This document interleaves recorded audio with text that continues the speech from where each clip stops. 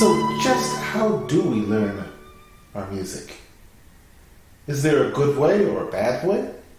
Is there a more efficient or less efficient, a more effective or less effective way to learn?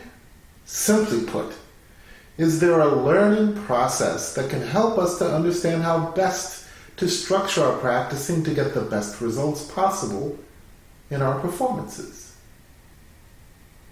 And so with that thought, welcome to virtualsheetmusic.com's Meet the Expert. My name is William Fitzpatrick, and I am the Henry Timianka Professor of Violin at the Hall Musco Conservatory of Music, which is located on the campus of Chapman University in Orange, California. I am as well Director of MusiShare and the MusiShare Young Artist Program, which is located in Irvine, California. Let's get started. First of all, as we see the music, we transfer this information to the playing of the violin, which obviously allows us to hear the music coming from the instrument. This information, which is gathered by seeing, touching, and hearing, then travels through our sensory memory into our working memory. Why don't you have a look at this chart?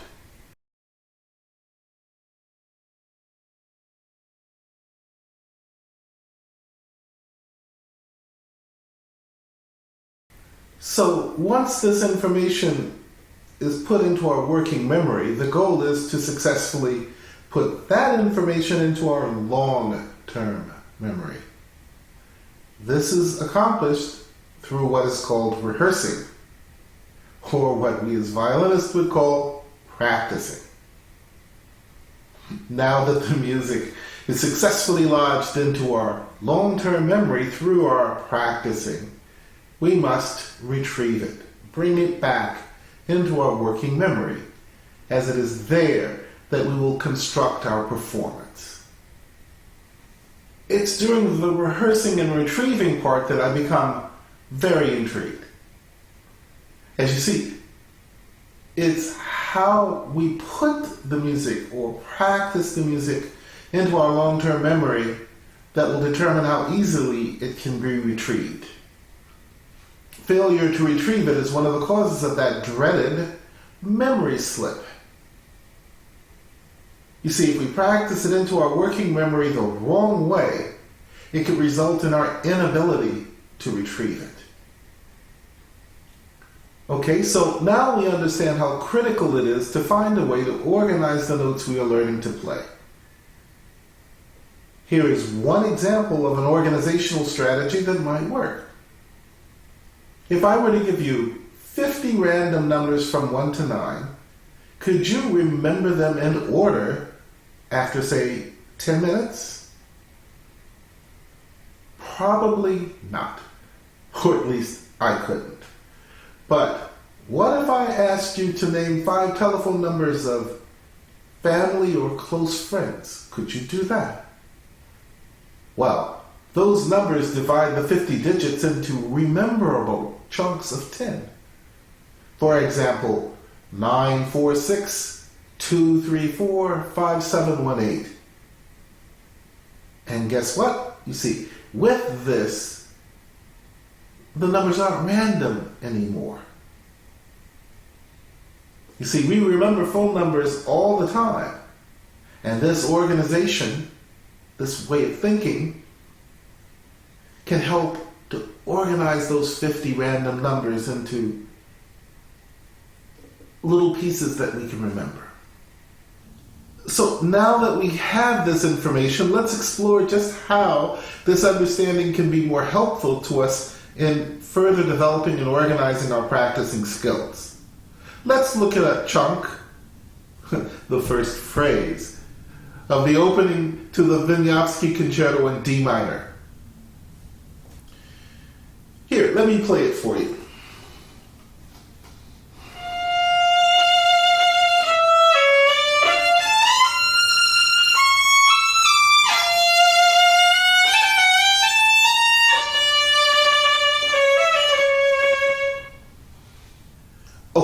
let's look at what just happened.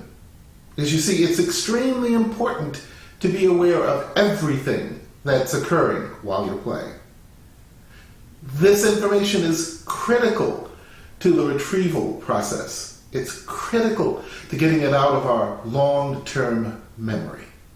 So first, let's ask questions about what just happened when I played the phrase. For example, from the E to the C sharp. You remember at the beginning. Well, was this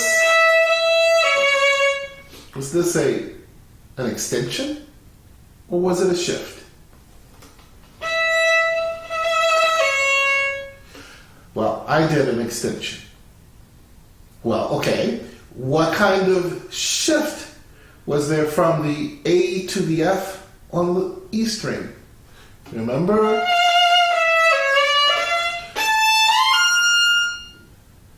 Well, I did a shift with an intermediary note, which was the C natural. How did that shift occur? Well, my elbow was involved. It certainly led my hand around. Okay, what about after? How do I find that? I'm here at a C natural.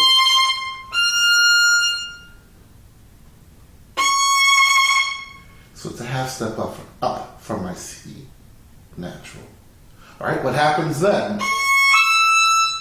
All right, got a minor third. Or half step, whole step in terms of my pattern.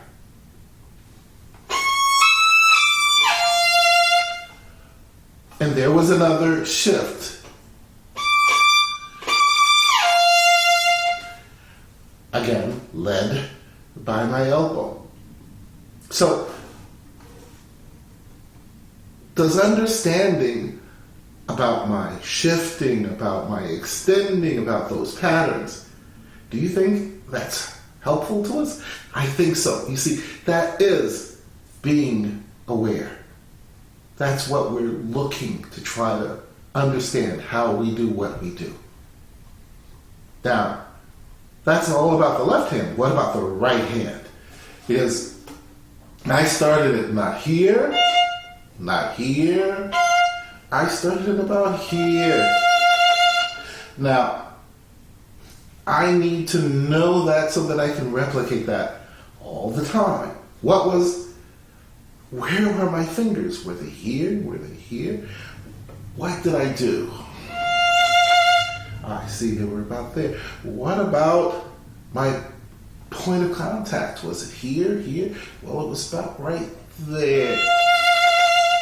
Now, I need to be able to do these things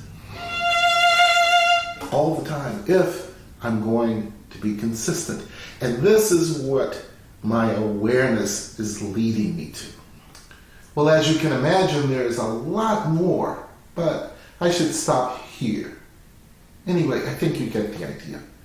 If we are to achieve a successful performance, being aware of all these details and practicing them into our long-term memory will help us to retrieve the phrase, which is, after all, the goal.